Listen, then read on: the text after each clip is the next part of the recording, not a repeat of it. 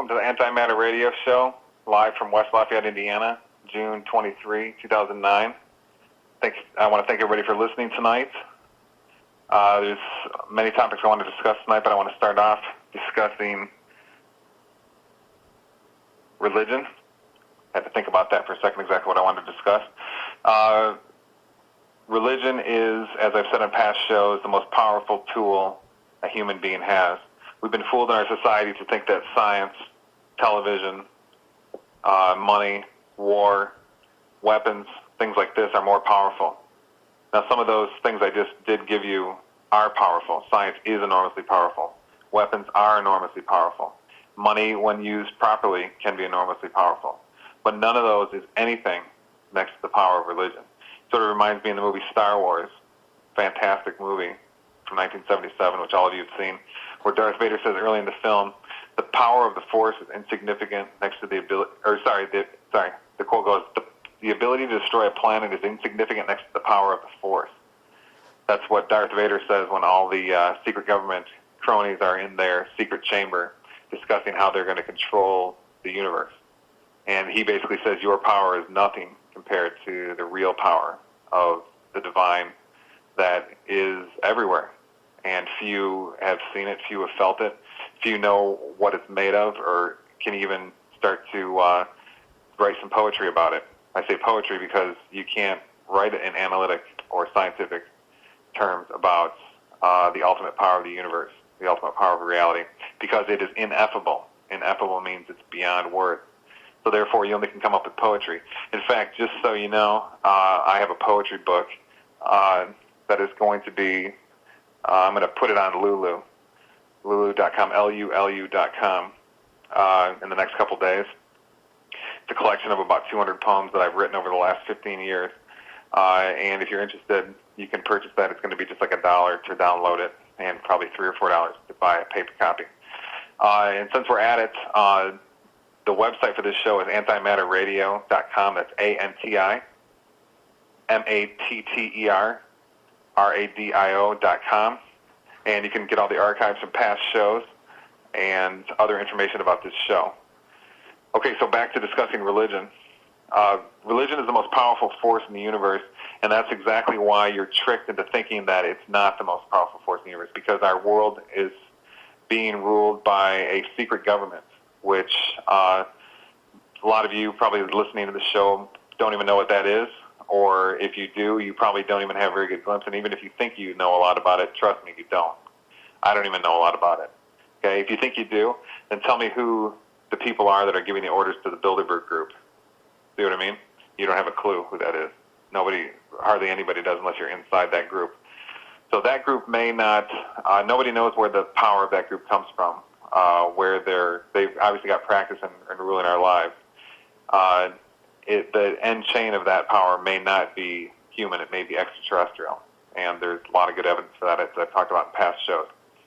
Okay, so the reason religion is the power of the universe is because all religion is about two things. One, about the cosmic light that is everywhere. I'm not sure if it's identical to the universe or it's inside the universe at all places, sort of an omnipresent force, where it's not distinct, or it's not identical to matter, distinct from matter. Nobody's really sure. There's lots of theories and a lot of science, especially quantum physics, that can go into trying to figure out exactly what this cosmic force is. But what I think it is I think it's identical to reality. I think it is what reality actually is, and it's not made of matter. So therefore, the matter that we see with our eyes is not quite so real. It's our senses misinterpreting the energy, the spiritual force that is everything.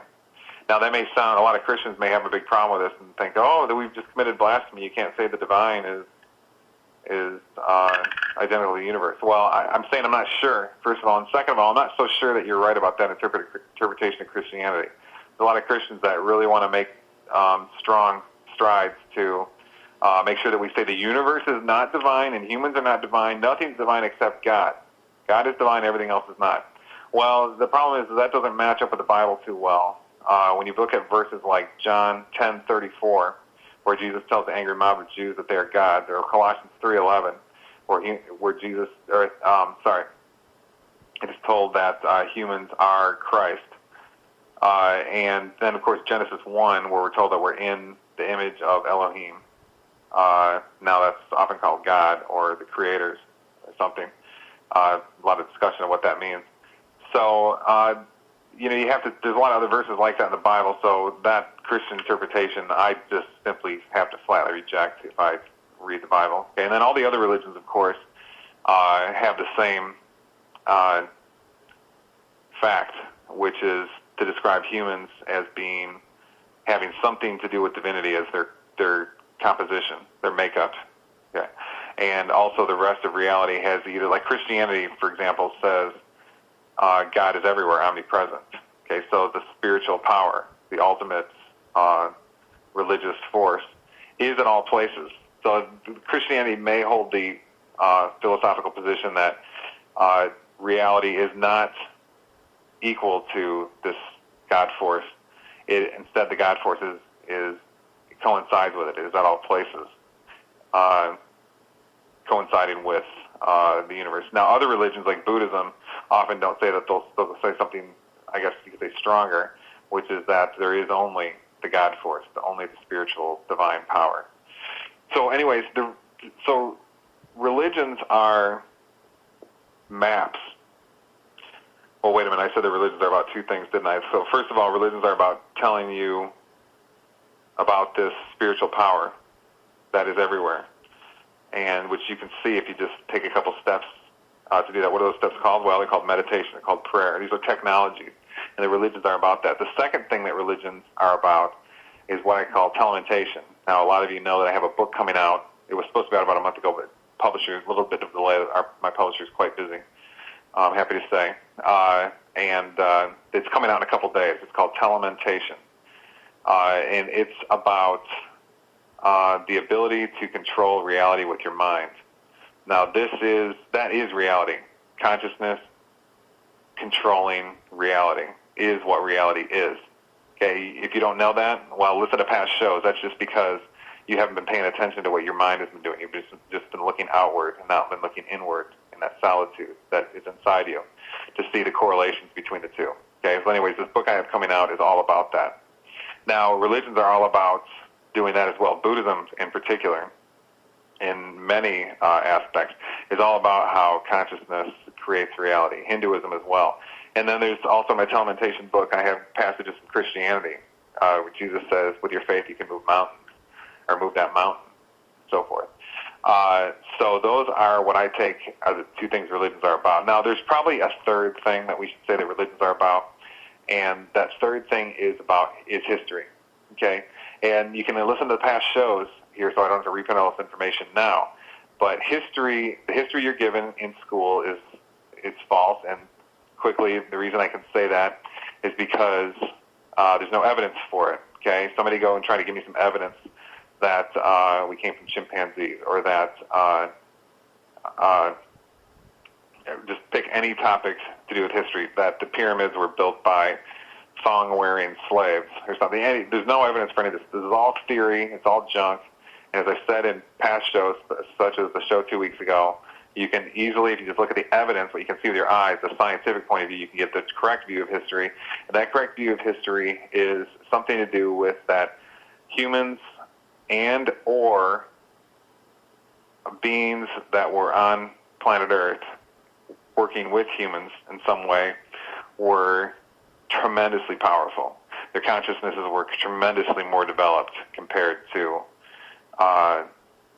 humans now, which are sort of in a sad state. I'm very unhappy to say.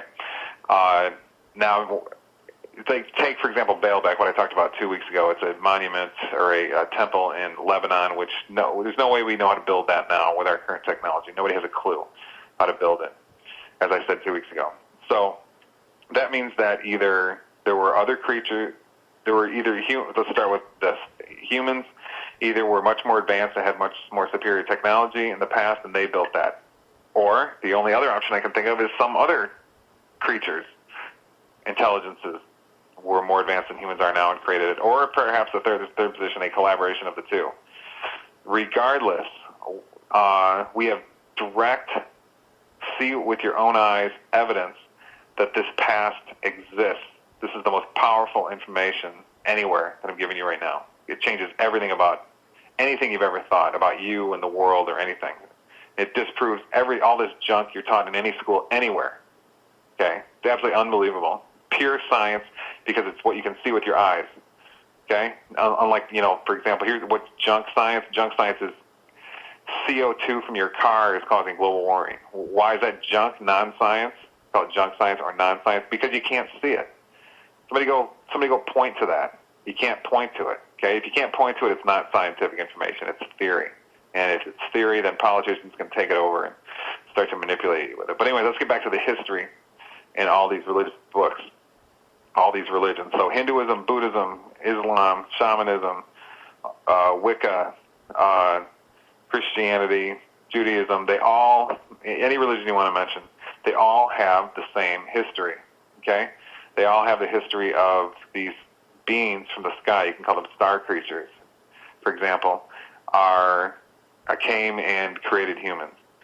Now, for some reason, people I talk to just can't. They want to believe something else. I mean, it's right out of the Bible, right out of the Quran, right out of Tibetan Buddhism and shamanism, etc. Okay, and it's the most straightforward, simple, easy thing to get your mind around. Why? Because it's just genetic engineering. Okay, the best theory I know of, there's a guy named Paul Van Ward who wrote a book called God's Genes and Consciousness. I recommend it to all of you. Just absolutely tremendous book. Paul Van Ward is wonderful. Sometime I'll have him as a guest on this show when I can get myself to stop talking so much. So I was reading his book over the weekend about how I call it the splice theory. There's probably others that have different names for it, but the splice theory is just where you take the genetic information of one creature and mix it with the genetic information of another creature and put it in a cell. And if you mix them just right, you can create a hybrid of the two. Okay. Now nature does this. We know everyone knows what a mule is. It's a donkey and a horse. When they reproduce, I guess you call it a mule. And it's a sort of a third type of creature, not identical to the horse or the mule or a donkey. Okay, there's lots of examples of this in nature, and I mean humans do this. I mean, if you have somebody who's black and somebody who's white, and they have a child, the beautiful child will have often a mix of the two skin colors. It's absolutely wonderful how nature can do this. Okay, so why can't humans do this? It's just simply technology, and the answer is, well, they can, and we are doing this kind of thing. Just go look it up. Go look up gene splicing, genetic engineering, and so forth. Scientists are doing it all over the place. They've been doing this for a decade, more. It's just you're not hearing about it on NBC and and your commercials between American Idol. Not suggesting any listeners of this show are glued to those shows, but I mean you're not told about it. You have to go look for the information. It doesn't, it's not like Britney Spears where you just sign into Google News and there's 10,000 stories about Britney Spears and Madonna and Obama and everything else. Okay, so the gene splicing theory is the theory that I like for a lot of reasons. Is the theory that Elohim, let's call it, that's in Genesis 1, this entity. I'm trying to be safe in my words here because some people don't want to say it's plural, even though Elohim is a plural word. Go follow the translation. Even your mainstream Christians will tell you that. So whoever these entities were that created us, that the religions talk about, my theory is, notice it's a theory, because I can't point to this like I can point to Baalbek or the pyramids or so forth. But there are some things that make me want to create some things about humans, like our huge brain and the fact that we can have religious experience and the fact that we can develop complex mathematics and our sexual preferences and that we don't have hair compared to other animals, all kinds of things like that, make me want to think that the Elohim spliced themselves with a creature on Earth, a primate, some beast of some sort, and we're a halfway point between that beast and the creator's Elohim. Okay, Now, some of you getting all upset thinking I'm hearing me say creators. And say, no, there's not a creator. There's just one God created humans. And then, I'm sorry. I don't mean to offend. I'm just quoting the Bible, okay? Go follow what Genesis 1 says. It says Elohim. God, the word God was Elohim in Genesis 1, and that's plural, okay? Creator. So it's not my fault that that's that way. I'm just following the original text, the original translation. Now, a lot of Christians want to say, well, that's because it's the Trinity. Well, fine, whatever. That's I like that theory, whatever. I'm not endorsing that, but I just want to explain myself. So, anyways, these cosmic masters we are created in their image, as it says all over the Bible and other religions, and you can really get a grasp of how we could be created in their image, because I've said this to my college students for years when I was still teaching before I got fired from Purdue University. The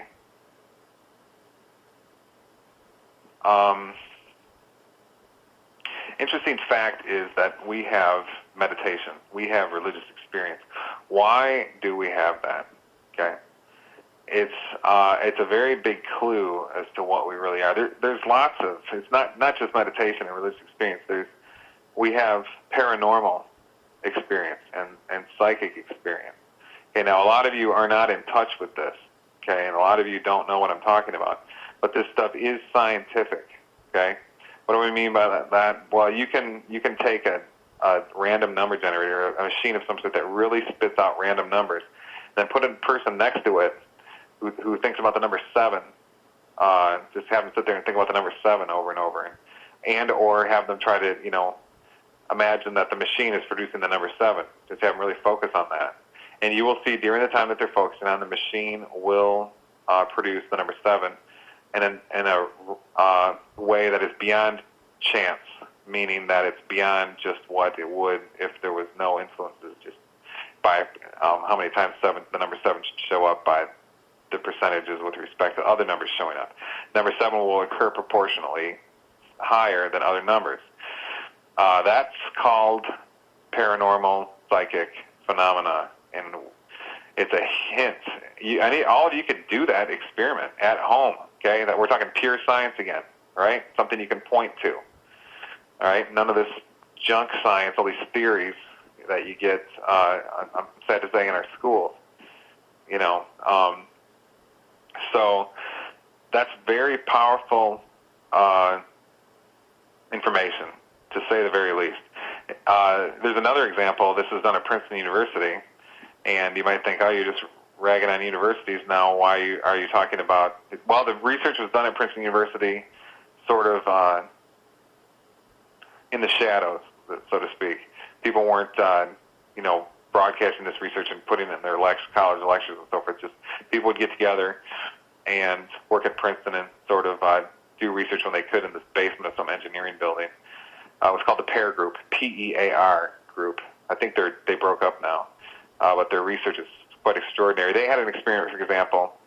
Let me see if I can get this right. They had several, but one of them was where if you put two people in isolation chambers next to each other and had one watch, for example, a green screen on a television, and then the person in the next chamber would record their thoughts, they would find an abnormal proportion of green items in their thoughts. Now that, I would say, is not as clear-cut as the random number generator, but it still is utterly extraordinary. And these are hints of what we really are, what we humans really are at our core. All that's covered up in us. All these powers, all this divinity, all this religiosity and spirituality and religious power we have is all covered up. It's covered up by hot dogs, TV, and beer, and basketball. And what I mean by basketball is, watching 17 hours of playoffs a day. How about one game? That might be better, and then take some time to read a book or something.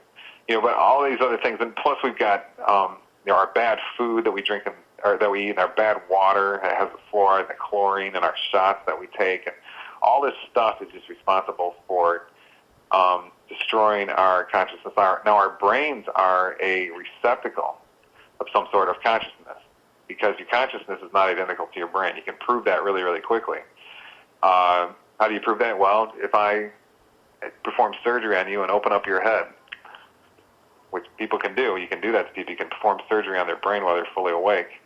It happens all the time in hospitals. If I look into your brain, I don't see feelings and thoughts or anything. All I see is brain cells and blood and stuff like that, okay? So there is evidence, see it with your own eyes, evidence right there, that consciousness is not brain matter. The two are distinct, okay? Now, maybe some further research will show in the future that brain material does involve thoughts or something. But there's nothing even remotely close to that. So at the moment, I have to go with the best theory based on this see with your own eyes evidence, and that theory is that your consciousness is not identical to your brain. Okay, so then we start to wonder, where is it? What is it? Well, your brain is just sort of some instrument or channel or something which has the ability to have your consciousness, that is what you are, transmit through it. Okay, so you really want to keep that receptacle, that instrument, that organ, tip-top shape. You want to eat a lot of omega oils, as I talked about in a past show. You know, so much of your brain is made of omega oil, especially omega-3. You want to have most omega-3 compared to omega-6 and 9. You want to have a lot of good, healthy sea salt, really healthy vitamin, high-quality vitamin E. You eat a lot of avocados, for example. Children who have, I read in Dr. Blaylock's book, Health and Nutrition Secrets, Dr. Russell Blaylock, he has an unbelievable book. All of you should just devour that book. Devour it with your intellects, that is.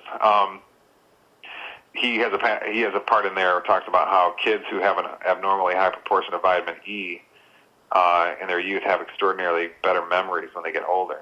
I mean, that's just unbelievable information right there. So when I say vitamin E, I mean there's a lot of companies out there creating genetically modified synthetic vitamin E. That's not vitamin E. That's just some chemical which actually is detrimental to you. It's bad for you. It causes you sickness. So whenever you see on the news where they say, "Oh, vitamin E is shown to be healthy, you can't have it," or something, you know what they're doing is they have the synthetic vitamin E and they do a test on it and find it's bad for you, and then they post it on the news, vitamin E is bad for you. They forget to tell you, though, it's the fake vitamin E, the synthetic version made in a lab. The vitamin E, the real kind, in an avocado, for example, is utterly healthy to every single part of your body. Okay? So anyways, back to talking about the brain as a receptacle. The brain is this unbelievably massive computer or instrument, or it's like a super sci-fi futuristic mega computer that nobody can really figure out, at least not in ordinary science. Part of the reason people can't figure out is because they keep trying to look for thoughts and feelings in the brain, but thoughts and feelings are not in the brain. The brain is just the receptacle for it. Okay, so, but anyways, our foods and shots and medicines and water and our air and everything is really bad for this receptacle. Take, for example, aluminum. Aluminum is in the deodorant that most of you use. It's in your baking soda. It's in your water. It's in your Teflon nonstick pans. It's in the shots that you when you go get your flu shot or something. Tons of aluminum in there.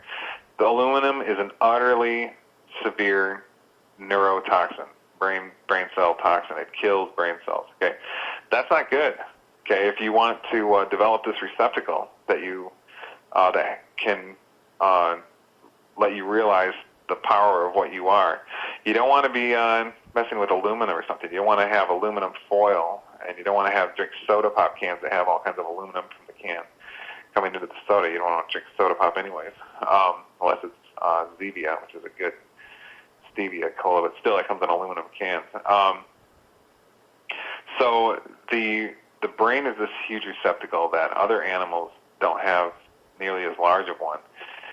Now, we can influence that receptacle. There was a Canadian scientist named Persinger. I'm trying to look for his book here on my shelf, see if I got the right name. Yeah, Persinger. And he developed all kinds of instruments where you could affect the magnetic fields of the brain. This is just unbelievable research. And he had one where I forgot, the side lobes on your brain, I think they're called the temporal lobes, I think. But anyway, those side lobes in your brain, he had a helmet you could put on that would increase the magnetic influence on those lobes. And guess what happened to virtually everybody? Huge percentage of people who had this, that underwent this. They had experiences of beings, alien-like super creatures, star creatures, being all around them. Absolutely unbelievable, fall down on the floor, shocking information, okay? Now there's two ways to interpret this information. One is the helmet is creating a hallucination in the people who wear the helmet, okay?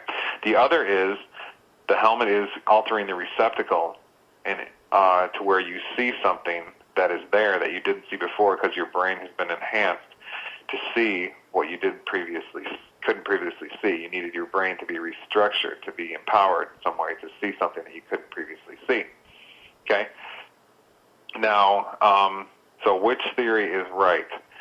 I guess I would have to undergo the test myself to, if any of you who have done psychedelic drugs, actually I don't want to call them drugs, a lot of them, LSD is a drug, but something like psilocybin mushrooms or peyote, those are plants, okay? So any of you who have done these psychedelic religious substances know that when you're hallucinating on some of these, if you look up at the ceiling and it's waving like the ocean, I mean, you sit there and it sure does look real, but you can reach up and feel the ceiling, and it's not waving. Okay, it's flat, so your eyes are playing tricks on you. But there are other psychedelic experiences you can have deeper than that. If you sit there and if you really take a powerful psilocybin mushroom, for example, a way to have powerful experiences on psilocybin mushrooms is where you sleep deprive yourself and then ingest incredible amounts of vitamin C, and then have a very powerful, large mushroom caps that will produce extraordinarily powerful psychedelic experiences. They will overtake you. And some of you know that, who have done this, know that you will see creatures, beings. You will go to places where you're not sure. You can't decipher. You can't sit there and imagine that this is not real. Okay, like I'm looking at a bottle right here in my hand. See, listen. See, let me click it so you know I really am holding it. Hear that? There's a water glass bottle here. That I'm having trouble, in the state of consciousness that I am in now, I'm having trouble thinking that it's not real. If I had been on a powerful meditation session before the show, I may think it's a little bit less real than I do now. I'm aware that there's a religious force that is more real than that glass. But nevertheless, the glass looks real to me. There's no reason for me to doubt that it has some existence, some actuality of some sort. Okay? Now, on psychedelic substances, these religious substances that all the religions talk about, like manna, for example, in Christianity, that's very likely a psychedelic substance of some sort. Soma in Buddhism or in Hinduism. But anyways,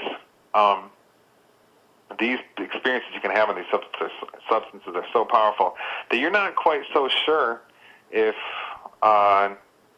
you don't have any reason, just like I don't have any reason to doubt that this bottle I'm staring at right now has actuality. You go into these places in these psychedelic trances and talk to creatures and beings, and you're not really sure if they are, you don't have any reason to think that they're not real. And they even can maybe feel more real than, for example, this bottle I'm looking at here. So that's extraordinary.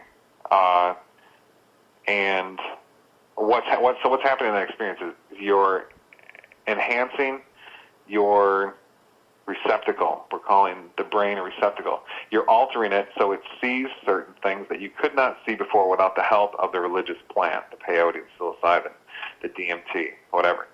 Okay, now, and as I just got done explaining, there's certain reasons to not doubt the actuality of the places and creatures that you visit. Okay, so we're getting different indications here from Persinger's magnetic inducing helmet. The book Lost Star, which I've talked about on past shows by Walter Cruttenden, talks all about this kind of stuff, about magnetism affecting the brain, and then also these religious plants that affect consciousness. So you would have to go through these experiences yourself to make up your own mind what you thought was real. But I would just make the claim that if you have been where people have gone on these shamanic journeys, on these vision quests, these meditation excursions, you would find that there's reason to not doubt that there's certain things around you that you're not seeing in your ordinary state of consciousness. That's called the ego consciousness, that are there. Okay? Now, what's interesting is the religions talk all about this. Let's just take Christianity, for example. They talk about the angels and the demons. There's apparently, angels are supposed to be helpers for humans, these angelic, wonderful creatures of great wisdom are supposed to be all around us, okay? And then other religions talk about spirit beings of various sorts being all around us. So what are we going to believe here again?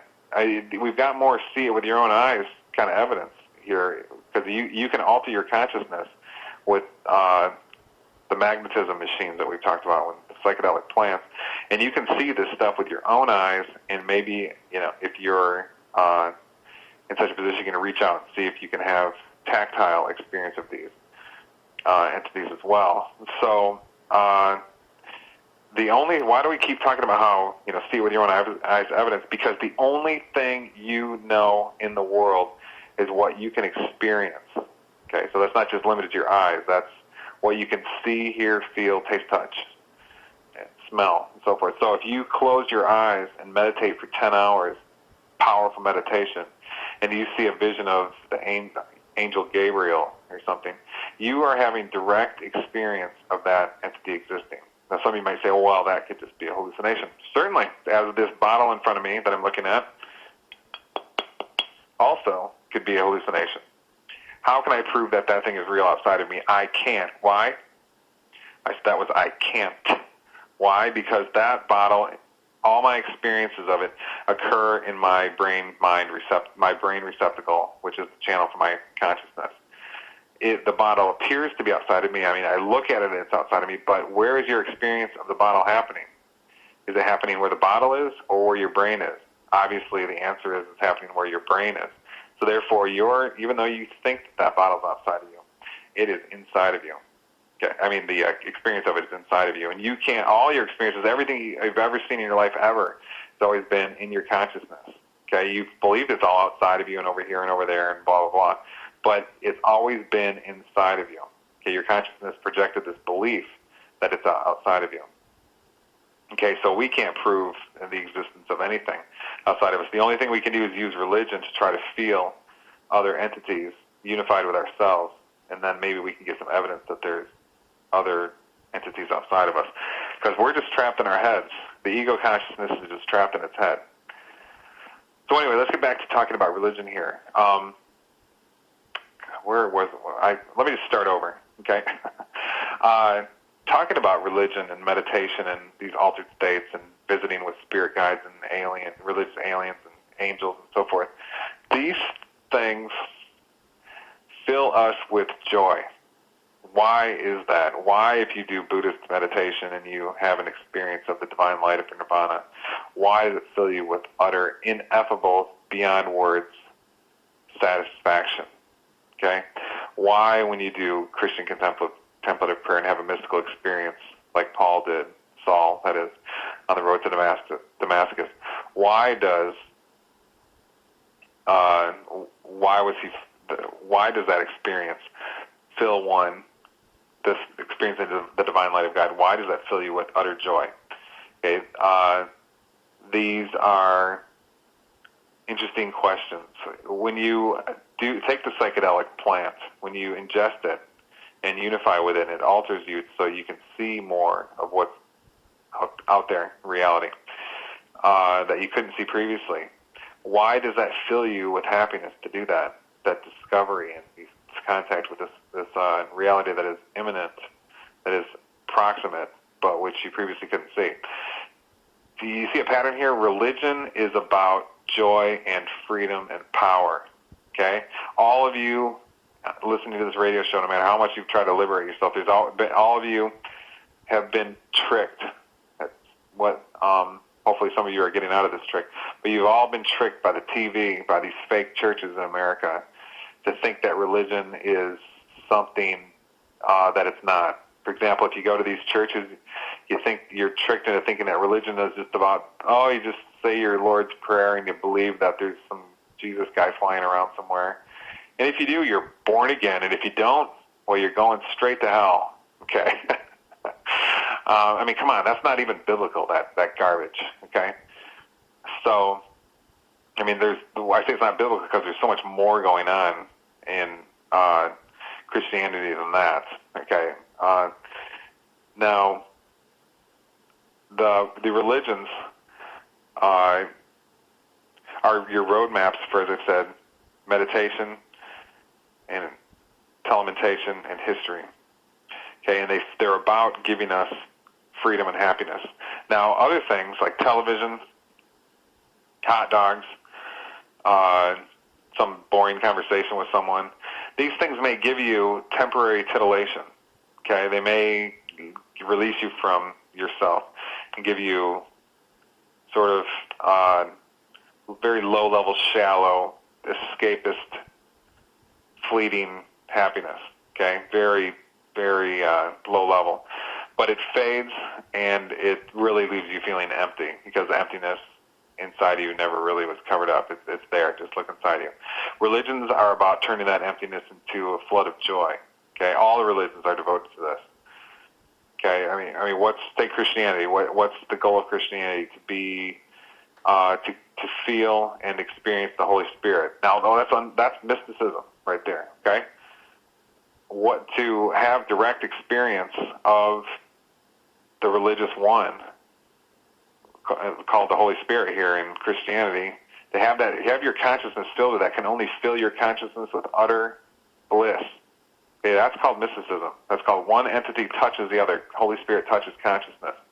And that causes a reaction of utter happiness. Now, that's the whole point of Christianity. Let's take Buddhism. Okay? Buddhism, the whole point is to fill your consciousness with the infinite light of Buddha nature. Okay, so the point of religion isn't war. I know there's a lot of war in the Bible. It's very peculiar. I think I have a lot of trouble with a lot of that. There's a book called Past Shock by Jack Barringer, which I'm reading. He thinks that Jehovah in the Old Testament is not who everybody thinks he is. He thinks he was just some sort of powerful evil warlord or something. And the Bible got sort of like in Braveheart, where early in Braveheart, he says history was written by those who hanged heroes. Barringer thinks something like that is what's going on, and that's where the Old Testament comes from. Now, there's pretty powerful, but it's theory. Okay, pretty compelling stuff. There's another interpretation of the Old Testament, since we're on this topic, that Michael Tsarian, somebody we're going to have as a guest on this show sometime pretty soon, he holds the theory that the Old Testament is actually a history of not the world from 500 BC to 200 AD or something, which most people think, but it's actually a history of civilizations that came before Egypt, such as Samaria or Atlantis. Now, the reason he thinks that is because the same stories that show up in the Bible show up in the older texts from, say, Samaria, for example. So there's pretty powerful evidence to hold that theory. Now, both Barringer and Tsarian could have the same, those positions could be mixed, but I'm not sure. Those are just interesting things to talk about. But let's get back to our topics at hand here. Let's talk about, I've got a list of things here I'm staring at my computer screen to talk about. I'm not really sure. We were talking about the splice theory, or the intervention theory. So let's talk about that a little more, and some of these other topics we can talk about next week. Or the splice theory is just an extremely simple theory. Okay, and it would explain why humans have paranormal tendencies. Okay, why it could explain why we have the capacity to do Buddhist meditation and have a nirvanic experience, which is, if anybody's been there, even tasted it, it changes you forever. Okay, why you sit there and marvel, why is that in me? Why is that infinite bliss in me? Okay, doesn't make any sense that it's there. Why would it be there? And especially doing meditation, why would that technology of meditation get me there? None of this makes any sense unless you have a theory. Notice it's a theory, like the splice theory, where the cosmic masters mixed themselves with some animal and were the final product. Okay, so that would also explain why we've got these intellects, where we can develop all this incredible mathematics.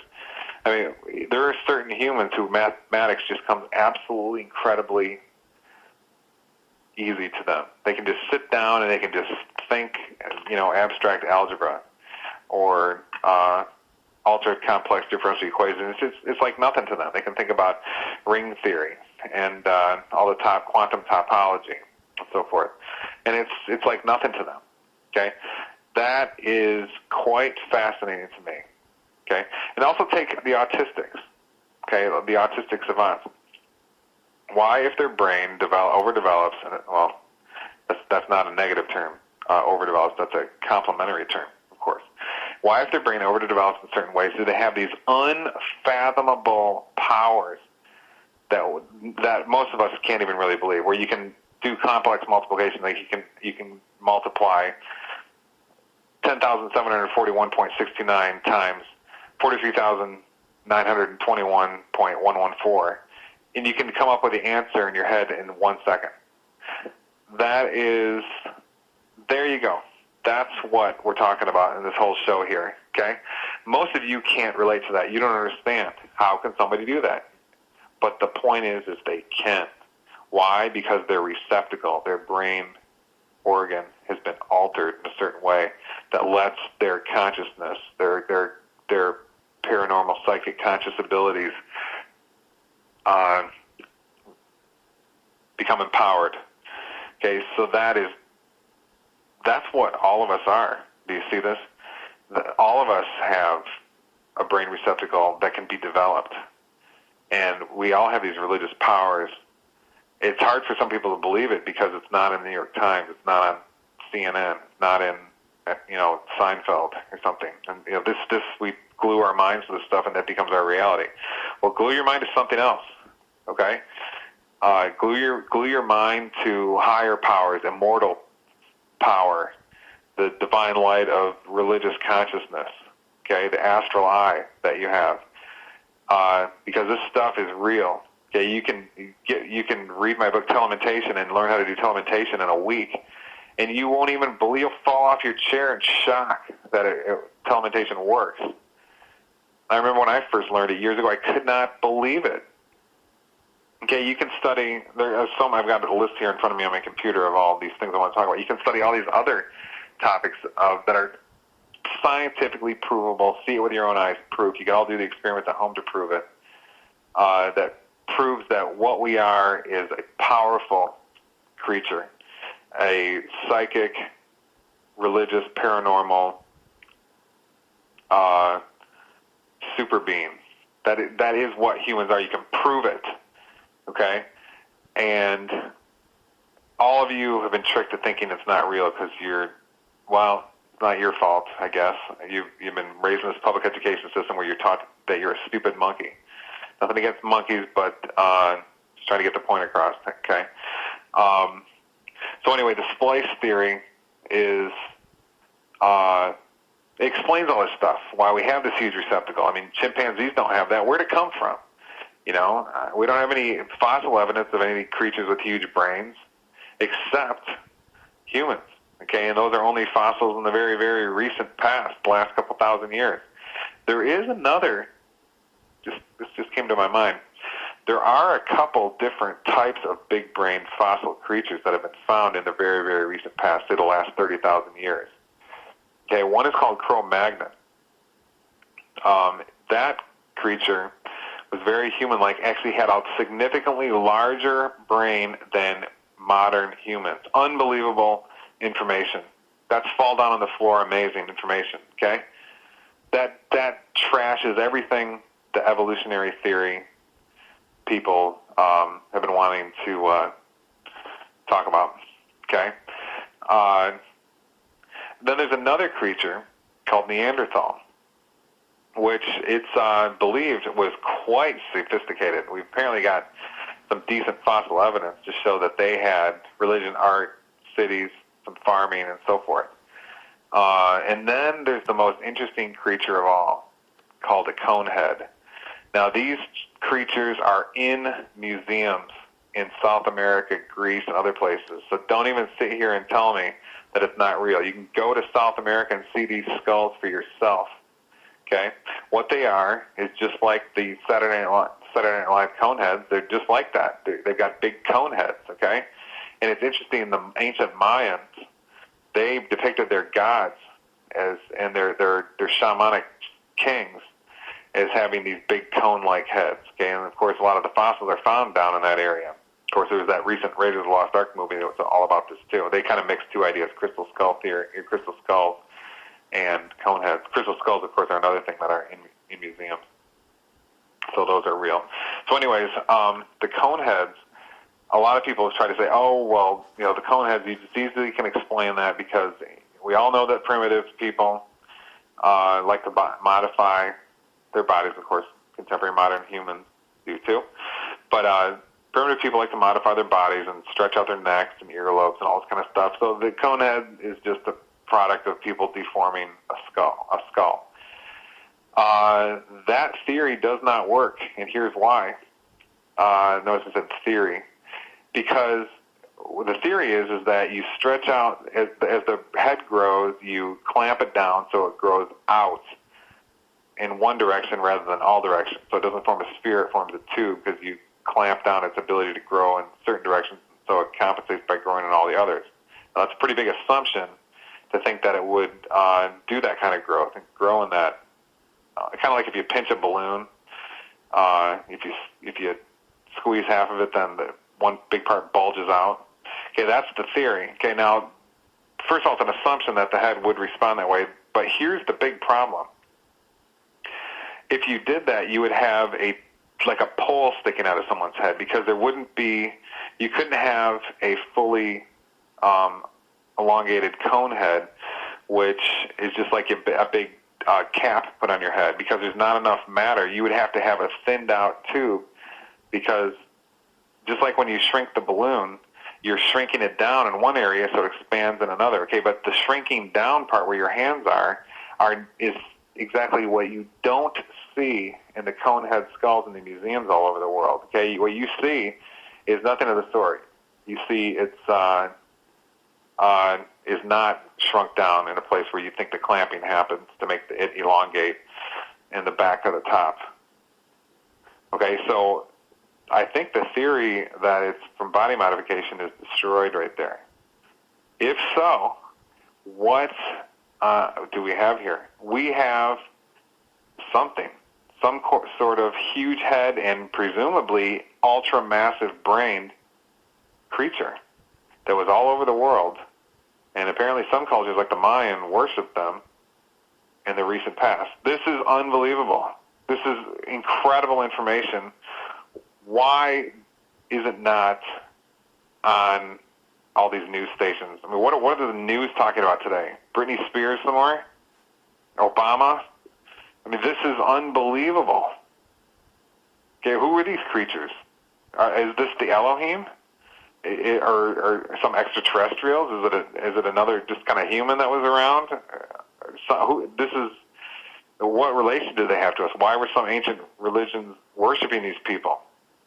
Were other ancient religions worshiping these people? We have to get to the bottom of this. This information is the most powerful information. If you want to know who you are, that gives you power. And this is the kind of information that can help you do that, okay? Now, these people had an ultra-massive receptacle, okay? It's huge compared to ours. So what could they see? I mean, look at the autistic, who doesn't even need the big skull to have his brain power this savant, autistic savant, his brain power magnified so much it just boggles our mind what they can do. Okay? So what would someone with a brain twice as large as us be able to do? Answer, things that are so unbelievable we don't even know how to put them into words. Okay, there's that interesting movie, what's it called? I forgot the name of it, where that spiritual creature was haunting that Ohio town, and somebody thought it was an extraterrestrial at first. And there was a professor in town saying, well, why don't you talk to it? And then people said, oh, yeah, that's true. And then the professor responded saying, you can't talk to it. And they said, why? He said, because it's more advanced than you. And he said, well, why can't we still talk to it? It's more advanced. And the professor responded, why don't you go try having a conversation with a cockroach? Okay, see how well that works. If you're so much more advanced, the point is the conversation doesn't work. So there's just a lot of implications here to this cone head skull. I didn't know I'd be talking about that tonight. I'm really glad it came up. But this is, do you think that you can't imagine a group of beings doing a simple task of splicing two genetic materials together to create another creature and just simple genetic engineering? You can't imagine that happening in the past with these big brain creatures walking all around? If you don't, then turn this radio show off and go watch some more TV, because there's something powerful to this information here, and it's information you get on this radio show. I don't know any other radio show who gives you all this information with the whole big picture, talking about everything that the world involves. So that's why I think this radio show is valuable, because we're not messing around here. I'm not censored anymore. I used to be censored when I was a university professor. When I was fired from Purdue, I was upset. Mildly, I kind of was excited about having a break, but I was upset because I knew I'd missed the kids. I'd missed teaching, even though, as I said last week, it was not a very productive situation, to say the least, in teaching for many reasons. But now I just realized that with this radio show, we're going to make this radio show big. It's going to go to 2 nights here pretty soon, and then even get bigger. This radio show, I'm not censored. I can say anything I want, and we can get at the truth here. We can get as far as our brain receptacles will take us and our consciousness. We're going to get to everything here. Everything's going to be scientific. We're going to get all the facts out. See it with your own eyes, kind of science, none of this garbage, junk, pseudoscience that you get in the university, which is just a bunch of theory, a bad theory, like the theory of evolution. Okay, this radio show is devoted towards big picture. And we're not screwing around. This stuff is serious. Okay, we're talking about power. When you talk about religion, we're talking about power. Okay, so anyway, I hope all of you really cherish this information. I mean, I don't know how long we're going to have the internet available to us. Hopefully a long time. There's, of course, people out there that want to bring it down. But we have to wake up as humans. I think this radio show information tonight helps us do that. Okay, I want to thank everybody for listening. Don't forget to tune back in next week. Go to antimatterradio.com for the archives of this show, or go to abstractatom.com for my main website, and we'll hit it even harder next week. Thanks, everybody, for listening. Bye. AtomATOM.com for my main website, and we'll hit it even harder next week. Thanks, everybody, for listening. Bye.